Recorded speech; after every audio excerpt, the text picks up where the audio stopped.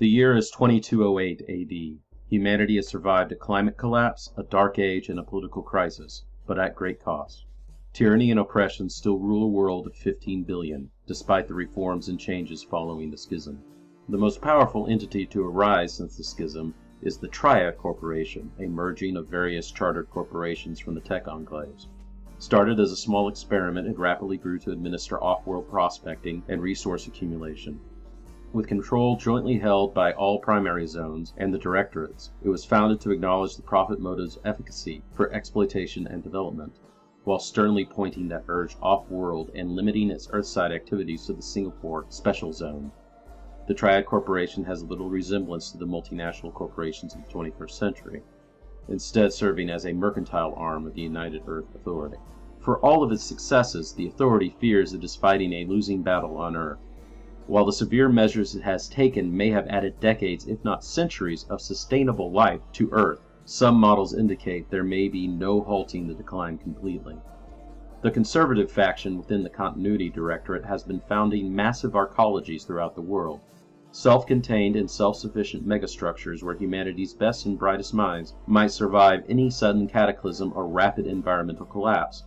But another faction within the Directorate doubts these bunkers of civilization could survive any better than the rest of Earth.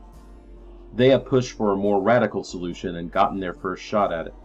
Bolstered by discoveries following the schism and a more moderate administration, the Authority has turned its eyes far, far off-world. Initial unmanned tests of the Continuum Wave Drive proved successful. The Martian colony and newly invigorated asteroid mining operations have been turned toward the process of building humanity's first interstellar fleet.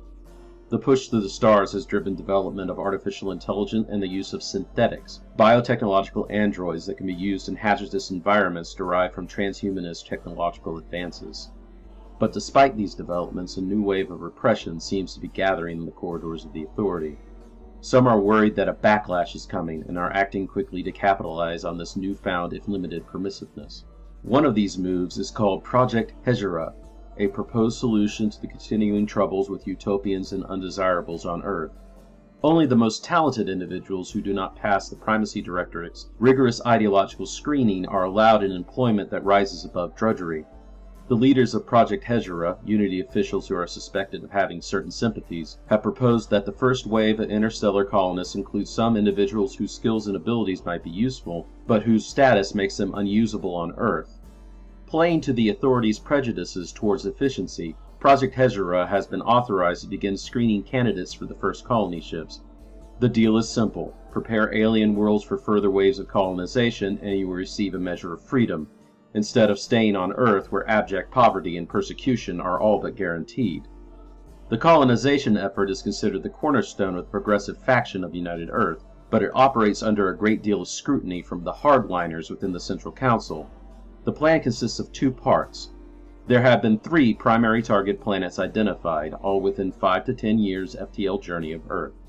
The first and lightest colony ships, the easiest to complete, will be sent on a one-way journey with several thousand colonists in cryogenic stasis, along with biomechanical synthetic manufacturing capabilities and orbital manufacturing satellites, under the control of a duo of artificial intelligences. The colonists will be comprised of an overseer group of United Earth Authority loyalists, a mix of unification forces, continuity administrators, and citizen volunteers, undoubtedly including secret members of the Office of Games and Numbers. Volunteers and prospectors working for the Triack Corporation to ensure the swift identification of exploitable resources and the development of infrastructure under contract for lucrative awards. Project Ezra candidates and reformed prisoners from the Aurelius Initiative, a rehabilitation program accepting deferred punishment for prisoners in exchange for off-world service. The colonists will be awoken and deployed in accordance with a development schedule by the dominant artificial intelligence Father to ensure the orderly preparation for the second vessel. The second colony ship will be dispatched to each target planet several years later when it is completed and fully stocked, with a larger loyalist contingent on board. The expectation is that by the time it arrives, the planet will be prepared for full-scale colonization.